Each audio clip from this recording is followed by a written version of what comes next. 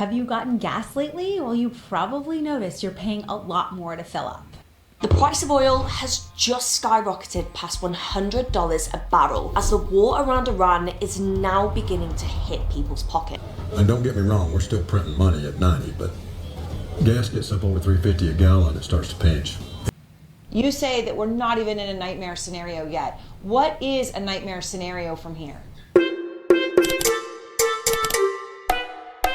Hold up, before you scroll, gas prices didn't just go up, they spiked. With oil prices past $90 a barrel thanks to overseas chaos, everyone on TikTok is freaking out at the pump while Wall Street quietly cashes in. I'm a Filipino dad from Texas with 15 plus years in the banking industry, and today I'm breaking down these viral clips to show you who actually wins when oil explodes, and how to make sure you aren't the sucker paying for everyone else's profit. Let's watch this first one together.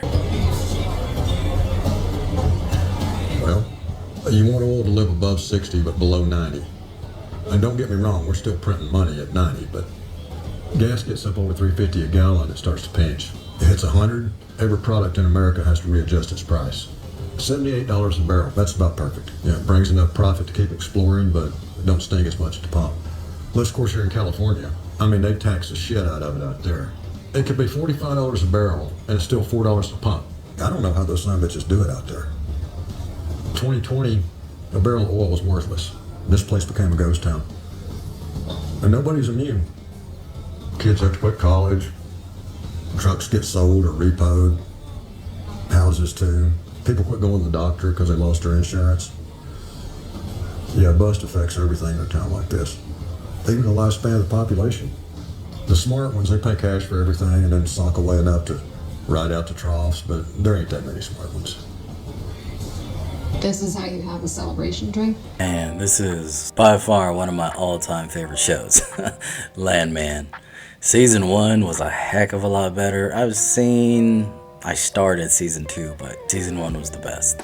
What he's saying is pretty much on par. It's happening in real life right now. I have a friend of mine that's in the oil and gas business, and it's on par in terms of the pricing structure for per barrel with what he's talking about. I think that's why this show lands so well and it became such a hit, because it's telling the truth. It was real facts. Let's take a look at the comments. If tomorrow gas was totally free, California would still charge $2.80 per gallon. What's going on, California? It's a TV show, but a lot of it touchscreen on reality that people don't understand or don't want to understand. All right, let's take a look at the next video.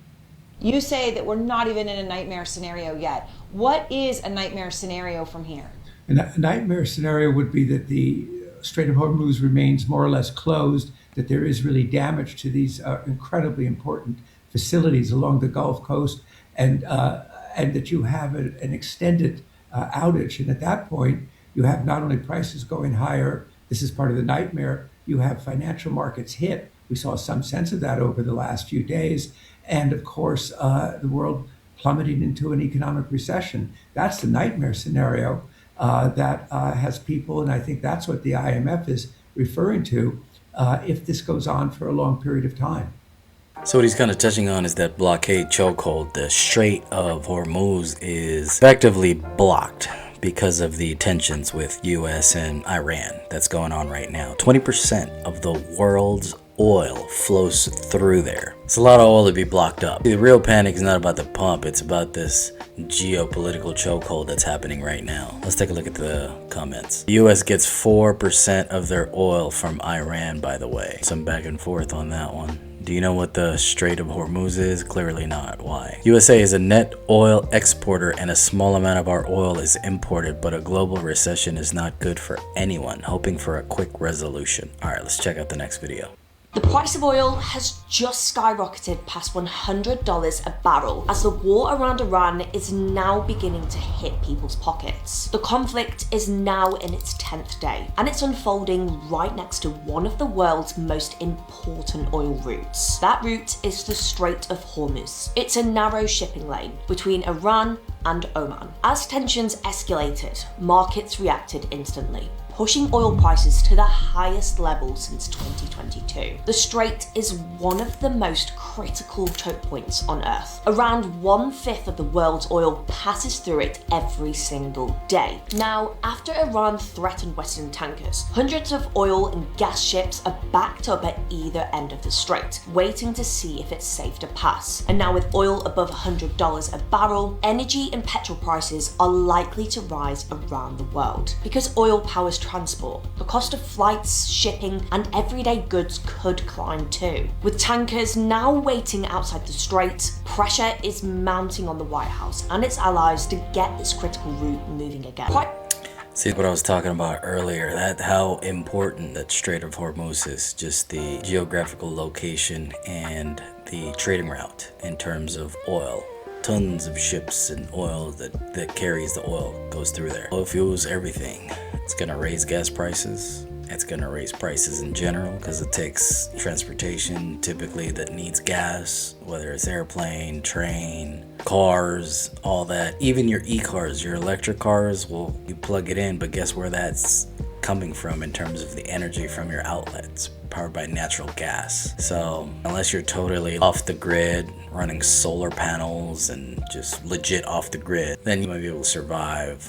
But no, everybody is feeling this pinch right now. Let's take a look at the comments. Electricity, y'all act like we don't have the solar or wind energy. Also, what's the point of using oil to ship? Oil is one of the most used energy sources. We can't just get rid of it. And gas is made of oil. All right, let's look at the next video. As we continue Operation Epic Fury, we're also focused on keeping energy and oil flowing to the world.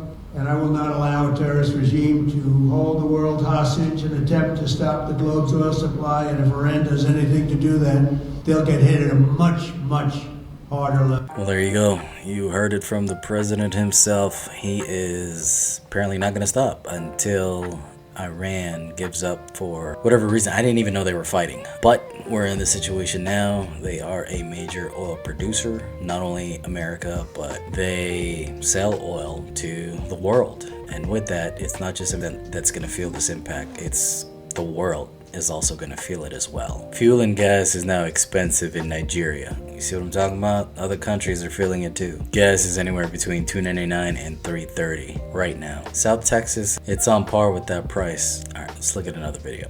All right, moments ago, the oil market closed, and this is amazing. Okay, oil closed up 4%. It's at 94.48. It's not cheap. Nobody's saying oil is cheap. But oil was $120. What, 10 hours ago? Last night when oil began trading, it soared 35%. The greatest single move, one-day move, percentage-wise, in the history of modern oil trading. It fell back $25 per barrel, a $50, $60 round trip for the price of crude oil in 12 hours. I mean, it's really amazing. That is pretty crazy. U.S. oil closes slightly higher than near $95 per barrel after spiking as high as $119 earlier in session. More market manipulation, somebody says. Price gouging all over the United States. I will never understand why oil prices will go up and gas can jump 50 cents a gallon in an hour, and then oil prices will drop and it'll take 2 weeks to fall 10 cents. All right, let's look at another video. Have you gotten gas lately? Well, you probably noticed you're paying a lot more to fill up. Gas prices are up about 50 cents a gallon since the beginning of last week. And crude oil prices briefly went above $100 a barrel on Monday morning for the first time in 4 years. You are going to be hearing a lot more about this place, the Strait of Hormuz. It is the waterway that transports 1/5 of the world's oil supply. It connects the Persian Gulf and the Gulf of Oman. Companies are worried that their tankers could be attacked, so they're putting a lot of their exports on hold. Once the traffic jam in the Persian Gulf is started, even when holds are lifted, it takes a while for things to get back to normal. This conflict may also damage oil fields and infrastructure, which could also affect oil prices. All right, so what does this mean for inflation? Gas prices really affect everything. You need diesel, for example, to move food and consumer products across the country. Transportation. Fuel will cost more for plane rides, for the flights you're booking for your vacations. So all of this could very much add up to higher prices overall. And looking ahead, what will the Federal Reserve do with interest rates given all of this stuff happening? That's a good You point. can almost bet on the fact that we will not see another interest rate cut. So look, if you're feeling the squeeze, you're not alone. These are the real economic impacts that a war in Iran has on consumers. Facts. Just the reality of our economy is a transportation, logistics. It's a mobile economy. And the Middle East is impacting not just Americans, but global, because our world is so embedded in logistical transportation, and the movement of goods and all that takes energy and power, which right now the main source to fuel all of that is oil. I'm just curious. I want to know just the different types. So I just typed in quickly just the different types of oil. I'm using Gemini, but it's saying oil is the lifeblood of the modern global economy, serving as more than just a fuel source. It's a primary raw material for millions of products. To understand how we rely on it, it helps to break down what it is and how it is categorized. What is crude oil? Crude oil is a naturally occurring, unrefined petroleum product composed of hydrocarbon deposits and other organic materials. It's often categorized in two main physical properties: viscosity, API gravity. Light oil flows easily, while heavy oil is thick like molasses. Sulfur content, sweet. Oil has low sulfur and is easier to process. Sour oil has a high sulfur and requires more intensive refining. So here it is, it's crude oil. Let me blow this up. So here's a crude oil.